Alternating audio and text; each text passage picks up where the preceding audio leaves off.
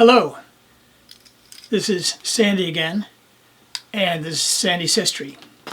Today the topic will be Malcolm X.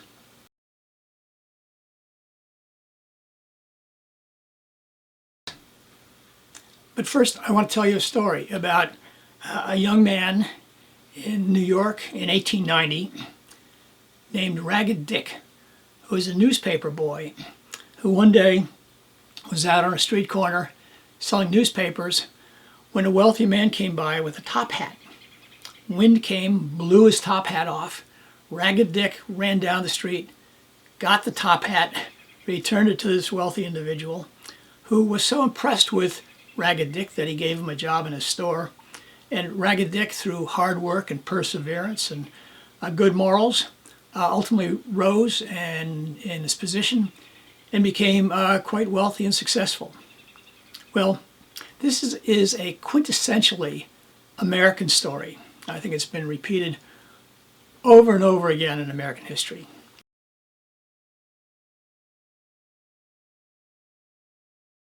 And it is Malcolm X's story. It's also the story of Booker T. Washington. I think actually there's a straight line of influence that goes from Booker T. Washington to Marcus Garvey to Malcolm X. Now, anybody interested in Malcolm X's history or in good literature should read this book. This is a great book, one of the great books in American history and culture, The Autobiography of Malcolm X, as told to Alex Haley. I promise you, if you begin to read that, you will be entranced and you will learn a lot. The way I think of Malcolm X's life is I break it up into four major periods, each one of which Malcolm X had a different name. He was born Malcolm Little. In his teenage years, he changed his name to Detroit Red. Not finally, but the name we know him by today, Malcolm X, the name that he took during his years of being a leader in the Nation of Islam. And finally, the last few months of his life, he took on the name El-Hajj Malik El-Shabazz. So let's go through these one at a time. Malcolm X was born in 1925 and traveled with his family in a number of places, ultimately ending up in Michigan, where when Malcolm was 6 years old, his father died in a streetcar accident. That was its official title, Malcolm X, and many researchers ever since have thought that he was probably killed by some white supremacists who objected to the fact that Malcolm X's father was a member of Marcus Garvey's UNIA. And I think it's very interesting to note that Marcus Garvey was influenced by Booker T. Washington.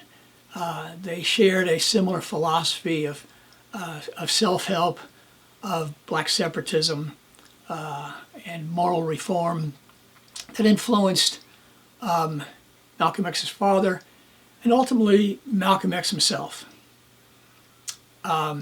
During this time, Malcolm X went to an integrated school.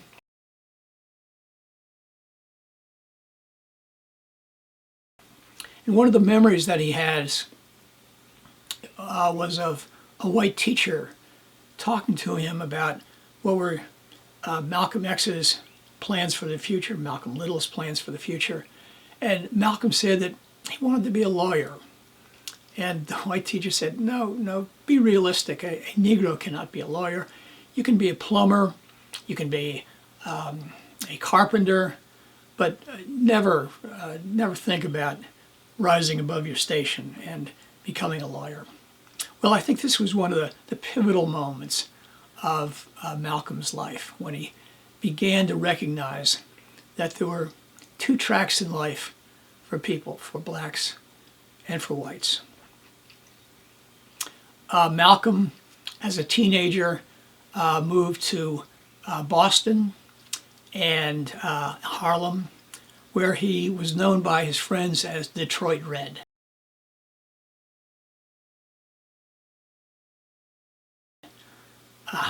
During this time, he was involved in numerous illegal activities, gambling, numbers running, prostitution, drug dealing, and robbery. In 1946, he was arrested, tried, sent to prison for 6 years for robbery.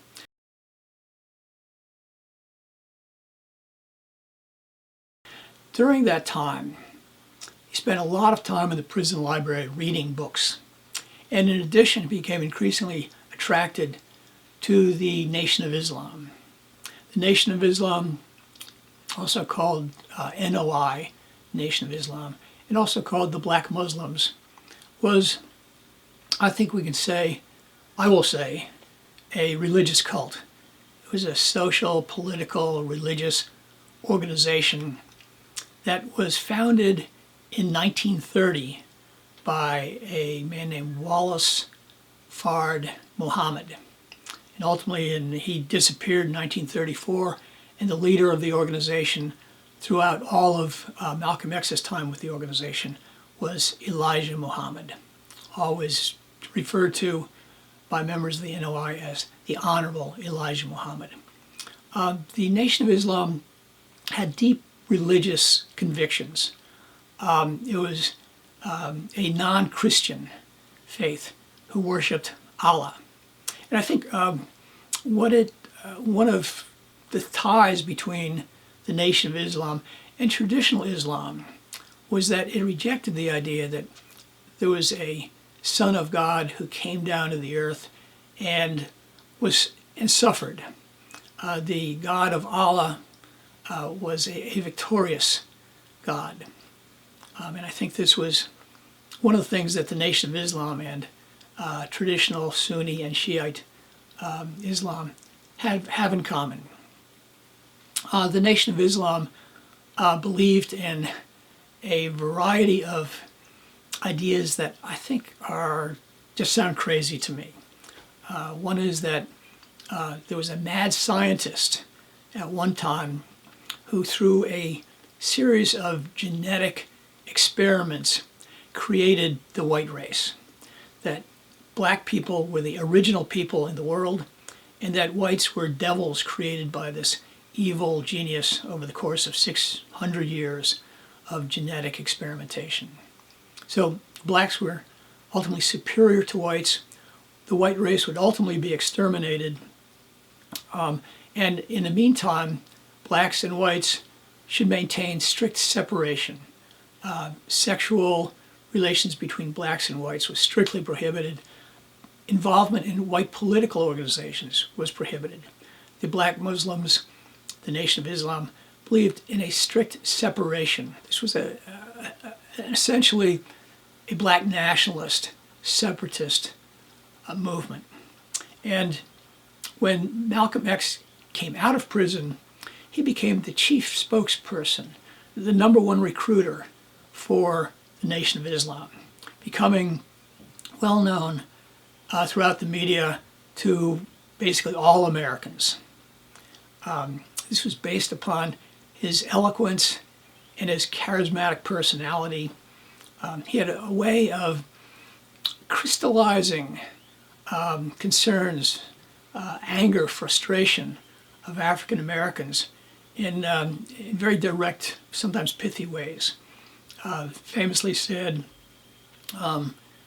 in relationship to the foundation stories of American history, that blacks did not land on Plymouth Rock.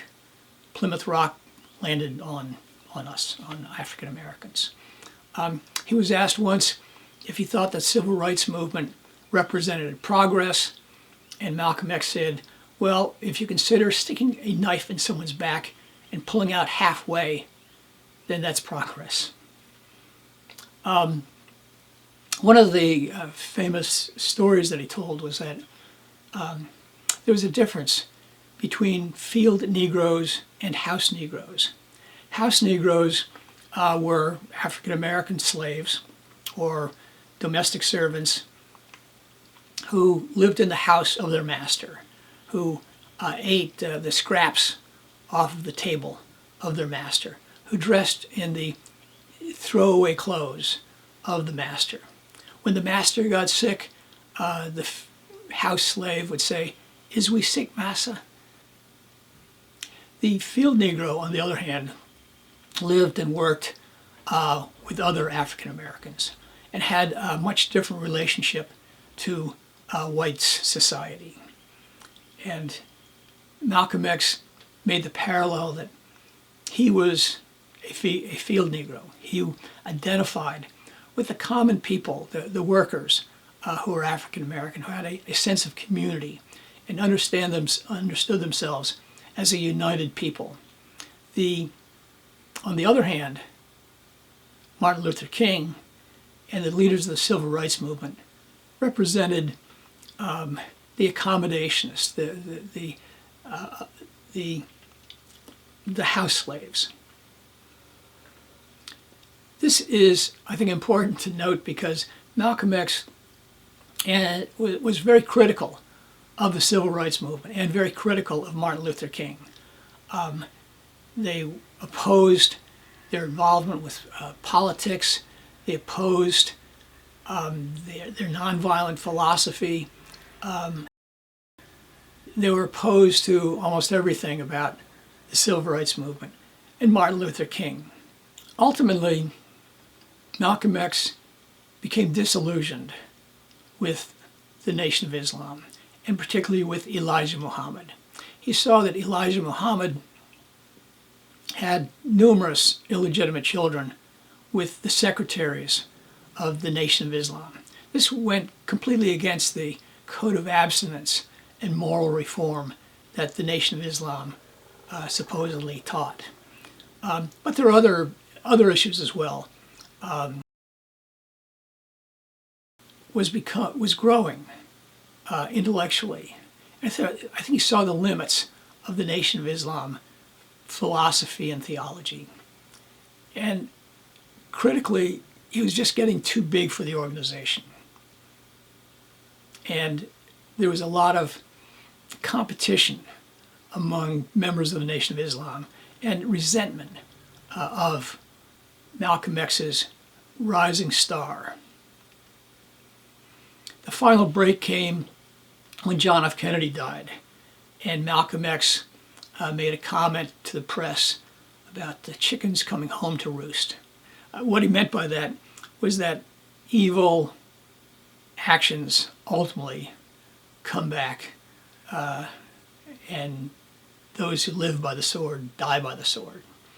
And Malcolm X added, frankly, as a farm boy myself, I always thought it was a good thing when the chickens came home to roost. So implicitly endorsing the killing of John F. Kennedy. Elijah Muhammad at this point saw this as an opportunity to prohibit Malcolm X from any public speaking for a period of days, and this ultimately led to a complete break with the Nation of Islam. In the final months of Malcolm X's life, I think it was only about a year and a half, he went on the Hajj. The Hajj was one of the 5 pillars of Islam, one of the things that every Muslim should do at some point in their life if they're able. And the whole purpose of the Hajj was to bring people together and to learn from other Muslims about the faith. Malcolm X saw on his Hajj that there were Muslims of all colors, that there were Muslims who were the darkest black to the lightest light, and he began to have much wider vision of humanity during the Hajj. He came back, changed his name to El-Hajj Malik El-Shabazz, Malcolm who went on the Hajj, who was black.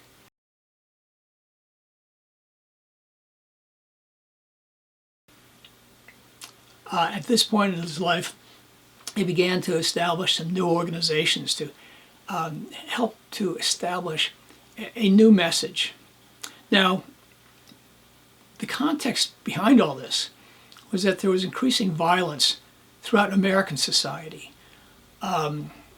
There were riots in cities, there was violence of police harassment, and there was a lot of conflict within the Nation of Islam itself, particularly conflict between the Nation of Islam and Malcolm X as they continued to fight in the media, and then ultimately the Nation of Islam was responsible, I think it's clear, for death threats to Malcolm X. They firebombed his house. It was at this point that Malcolm X said he would defend himself, quote, by any means necessary, a phrase that has taken on many different meanings since he said that.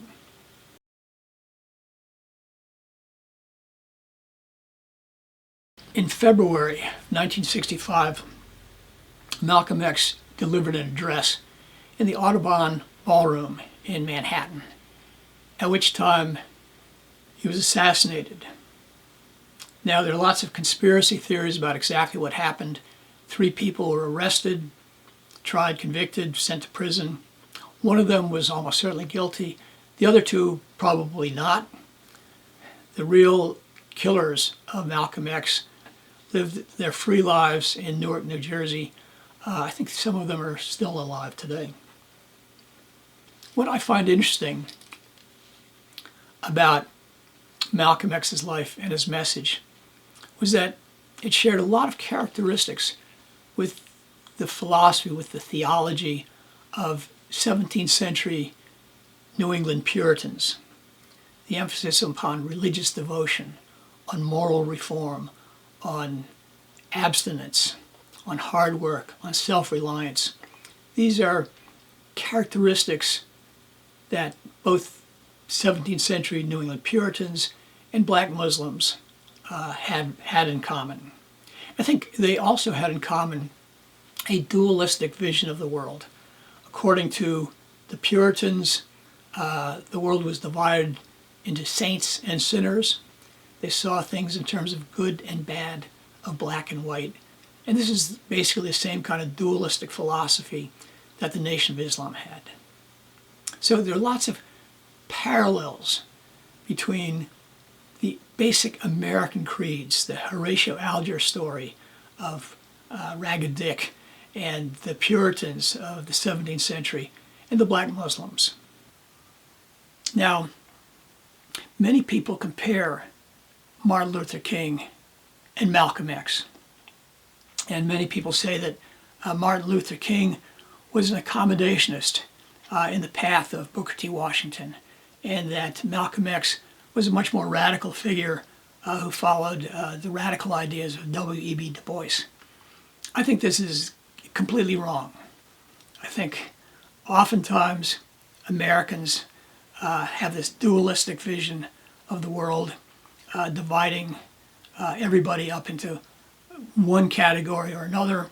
In terms of African Americans, oftentimes whites, and I think blacks sometimes as well, see members of their community as either the, quote, good Negro or the bad Negro, either the Uncle Tom or the Nat Turner.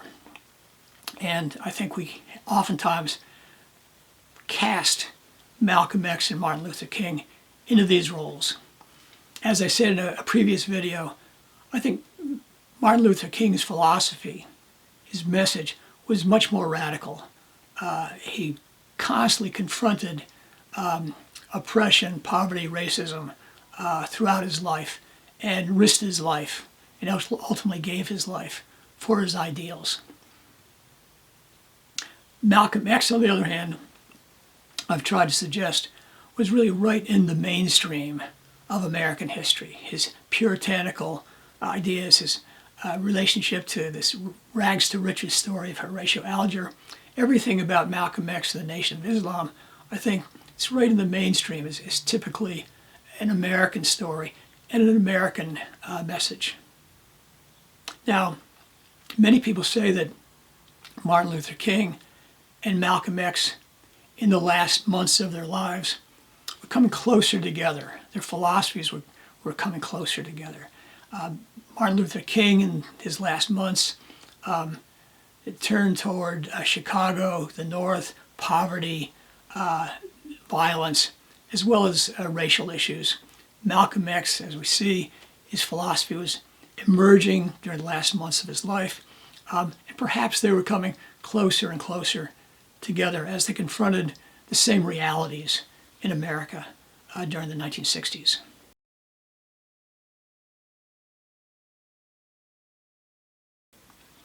Some people as well see their relationship using the image of a bird with two wings. A bird needs two wings to fly.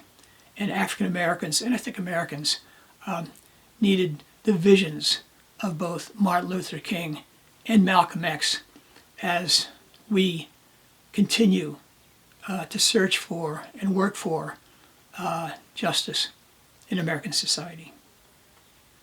Thank you for watching.